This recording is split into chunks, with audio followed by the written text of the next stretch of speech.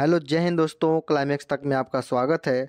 दोस्तों, जीएस दृष्टि विज्ञान में जो आपका क्लास चल रहा था उसमें आज टॉपिक होगा आपका प्रमुख हीनता जन्य रोग के बारे में बात करेंगे। और दोस्तों ये बायोलॉजी का आपका 20वां क्लास होगा और दोस्तों ये अंतिम क्लास होगा। तो आइए दोस्तों चलते हैं और देखते हैं अपने क्लास को। तो देखिए दोस्तों, प्रमुख हीनता जन्य रोग की बात करें और कारण दिया है, रोग दिया है। तो एनीमिया रक्तक्षीणता, ये लौह की कमी से होता है। जो एनीमिया रोग होता है किसकी कमी से होता है? तो लौह की कमी से होता है। और स्कर्वी रोग किसकी कमी से होता है? विटामिन सी की कमी से स्कर्वी रोग होता है। और नेक्स्ट है आपका आयोडीन की कमी से ग्वाइटर रोग यानी कि घेंगा रोग होता है। आप जानते ही हैं दोस्तों, दीर्घकालीन उपवास के कारण प्रोटीन सहित ऊर्जा के सभी स्रोतों का अभाव हो जाता है और उससे आपका क्या होता है? मैरेस्मस रोग हो जाता है। प्रोटीन की कमी हो जाती है, ऊर्जा कमी हो जाती है, उससे आपका मैरेस्मस रोग हो जाता है। लोग उपवास करते हैं और कुछ खाते नहीं हैं, उससे आपका ये मैरेस्मस रोग हो जाता है। और प्रोटीन अल्पता क्या है? प्रोटीन अल्पता से क्या होता है? ये क्वासियोकर रोग हो जाता है। और विटामिन डी की कमी से मुर्गियों में रिकेट्स हो जाता है। क्या होता है? विटामिन डी की कमी से भी मुर्गियों में रिकेट्स हो जाता है। और नेक्स्ट आपका है प्रोयोन्स नामक प्रोटीन के कारण, इसके कारण क्या होता है? मवेशियों का मैड काऊ रोग हो जाता है। और मधुमेह रोग, आगे बात करें मधुमेह रोग कैसे होता है? तो इंसुलिन की कमी से क्या होता है? मधुमेह रोग हो जाता है, यानी कि इंसुलिन की कमी से मधुमेह रोग। और नेक्स्ट आपका है जीरोथैल्मिया रोग। कैसे होता है जीरोथैल्मिया रोग? आपका विटामिन ए की कमी से होता है। आइए आगे बात करते हैं अल्जाइमर रोग। अल्जाइमर रोग की बात करें तो ये मस्तिष्क को दोस्तों प्रभावित करता है। किसको प्रभावित करता है? ये मस्तिष्क को प्रभावित करता है। और इस अल्जाइमर रोग के जो खोजकर्ता हैं आपके, ये जर्मनी के मनोचिकित्सक के, जर्मनी के रहने वाले हैं, डॉक्टर एलोइस अल्जाइमर। ये अपने नाम पर ही अल्जाइमर रोग का नाम रखा था। इन्होंने अल्जाइमर रोग की खोज की थी और उसी का अपने नाम पर ही अल्जाइमर रोग रख दिया था। ये जर्मनी के रहने वाले हैं, मनोचिकित्सक हैं। और कारण की बात करें तो बीटा एमिलाइड प्रीकर्सन प्रोटीन इसका प्रमुख कारण है। और आगे बात करते हैं ये किसको प्रभावित करता है? तो स्मरण क्षमता क्षीण हो जाती है, मतलब सोचने की, याद रखने की जो क्षमता होती है ये इसमें ख़त्म होने लगती है, क्षीण होने लगती है।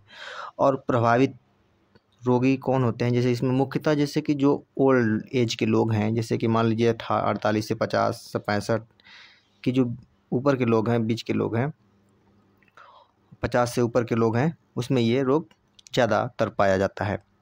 प्रकार की बात करें तो ये वंशानुक्रम से प्राप्त होता है। जैसे कि मान लीजिए पीढ़ियों में किसी को हुआ था तो उनको भी ये हो सकता है उस एज आने में, और बाद की आयु में प्रकट होता है। ये जब आयु आ जाती है 50 वर्ष से ऊपर तो ये रोग उनमें भी होने की संभावना हो जाती है।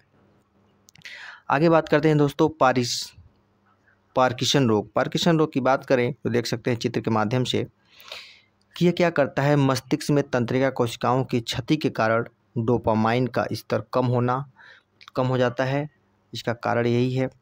और डोपामाइन व पार्किंसन रोग के संबंध के खोजकर्ता स्वीडन के आर्विड कार्लसन ने इसकी खोज की थी, जिन्हें सन 2000 में नोबेल पुरस्कार से सम्मानित किया गया था।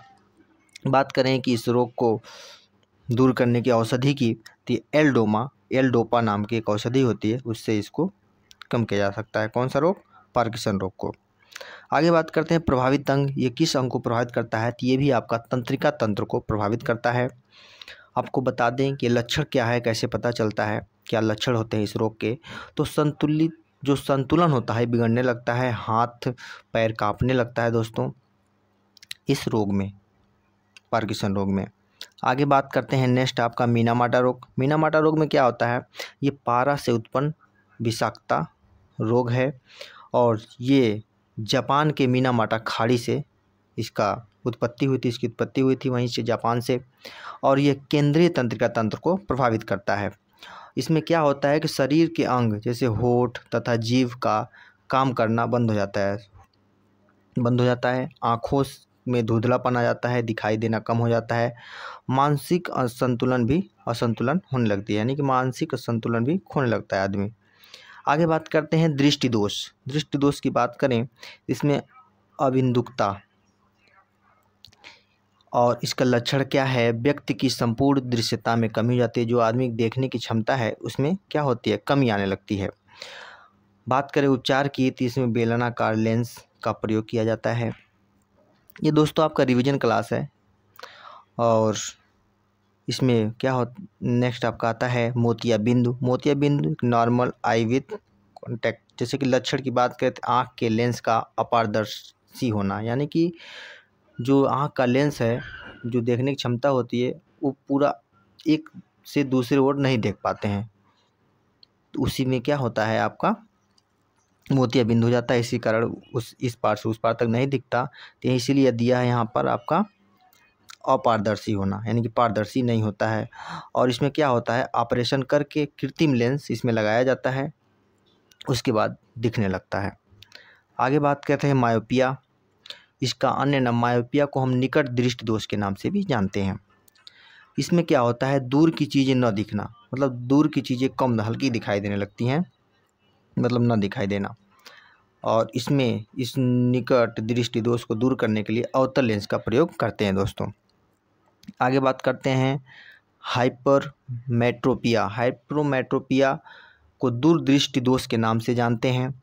इसमें क्या होता है, जो दूरदृष्टि दोष है, इसमें क्या होता है कि पास की चीज़ें साफ नहीं दिखाई देती हैं, पास की चीज़ें नहीं दिखाई देती हैं, और दूर की चीज़ें दिखाई देती हैं साफ। और इसमें उत्तल लेंस का प्रयोग करते हैं। किसमें, जो दूरदृष्टि दोष है, इसमें क्या होता है, उत्तल लेंस का हम प्रयोग करते हैं। आगे बात करते हैं मधुमेह। मधुमेह की बात करें तो ये इंसुलिन का स्राव कम होना है। जब इंसुलिन का स्राव कम होने लगता है तो उसमें आपका मधुमेह रोग हो जाता है। रक्त में शर्करा का बढ़ जाना, रक्त में क्या होता है, शर्करा बढ़ जाती है और आपको मधुमेह रोग हो जाता है, या डायबिटीज़, इसे इंग्लिश में कहते हैं डायबिटीज़।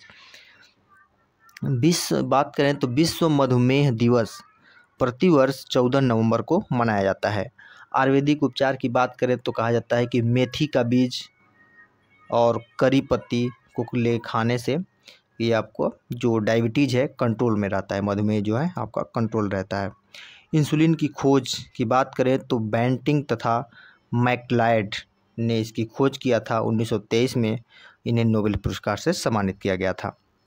निदान की बात करें तो रक्त में ग्लाइकोसिलेटेड हीमोग्लोबिन HbA1c का मापन होता है।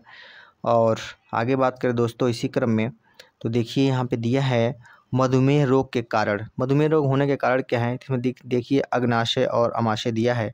अग्नाशय में देख सकते हैं, इसमें बीटा कोशिका द्वारा इंसुलिन का कम उत्पादन होता है, देख सकते हैं चित्र के माध्यम से कम उत्पादन होता है, और कम इंसुलिन का रक्तवाहिनी व रक्त प्रवाह में प्रवेश हो जाता है, और रक्त वाहिनियों के माध्यम से आपका आमाशय में जाता है। देख सकते हैं आमाशय में आपका, आमाशय व आंत में भोजन का ग्लूकोज में परिवर्तन हो जाता है। आमाशय में ही, यानी कि पेट में आपका क्या होता है, भोजन का ग्लूकोज में परिवर्तन हो जाता है।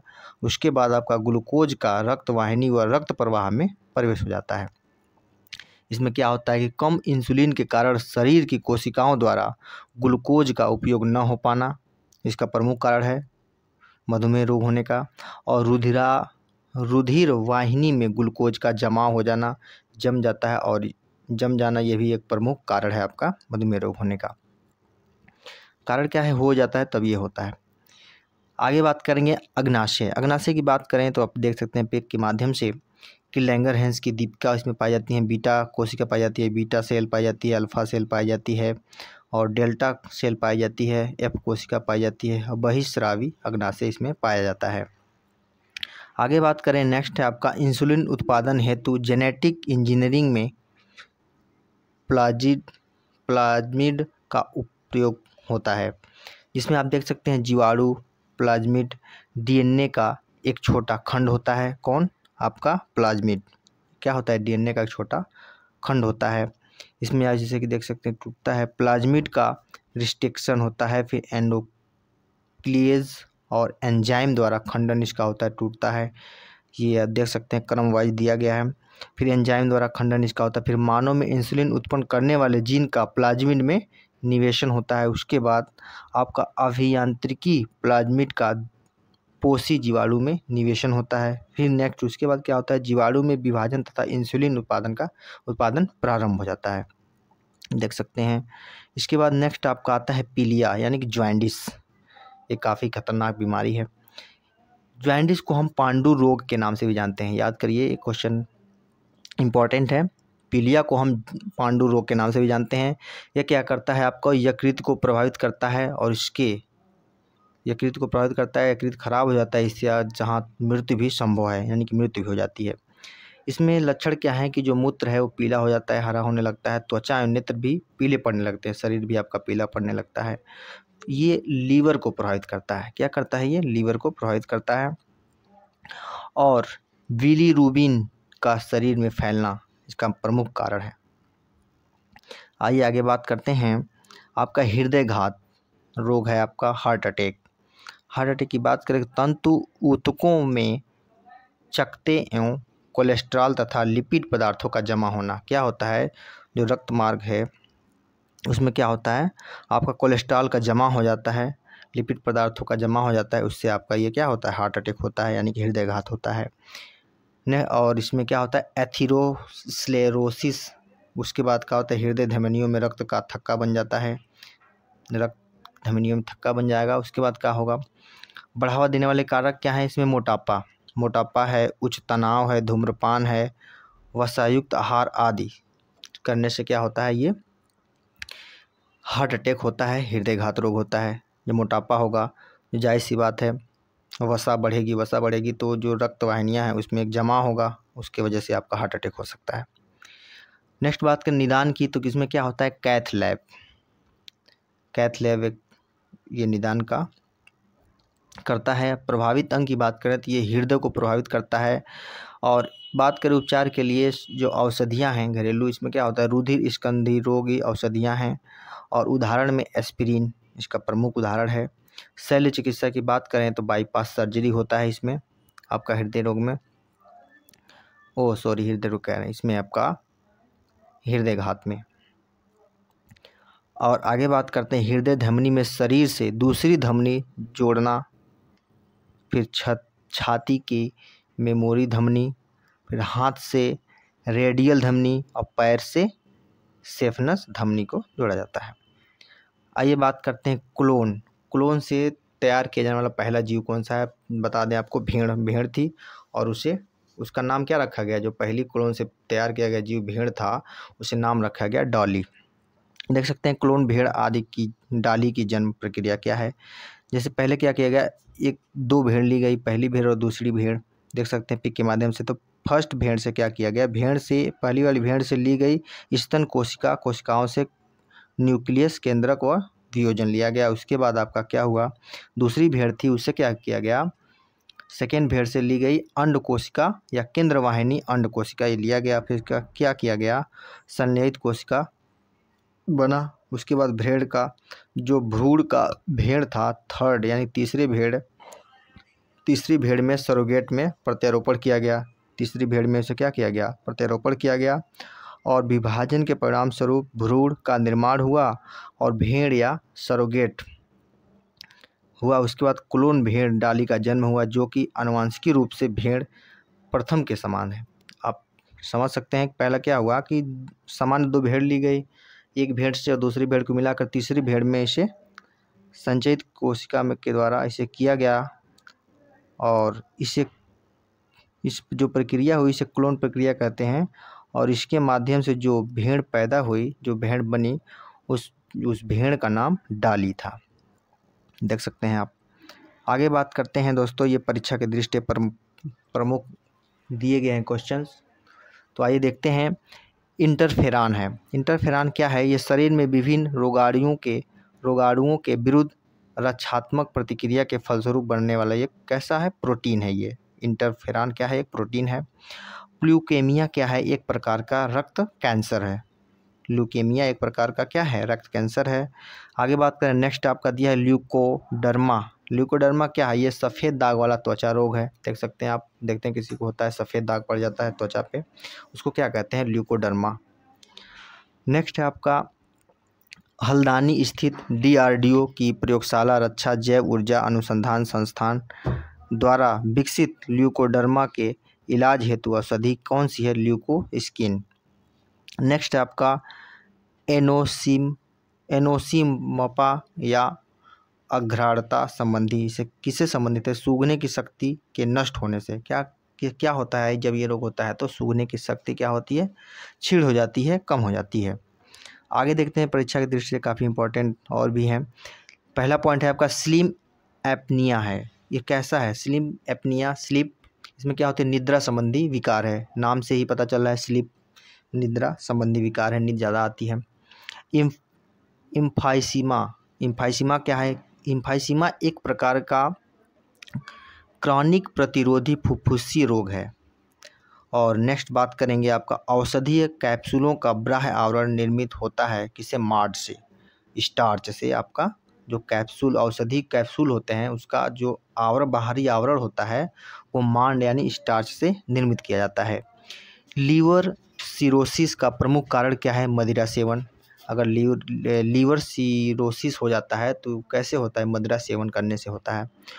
ओरल सबम्यूकस फ्राइवोसिस संबंधित किससे, मधु यानी किससे, मुंह से। मुंह में क्या होता है, मुंह में छाले व बाद में मुंह का अंदरूनी भाग कठोर हो जाता है और खुजलाने से खाज मिटती है।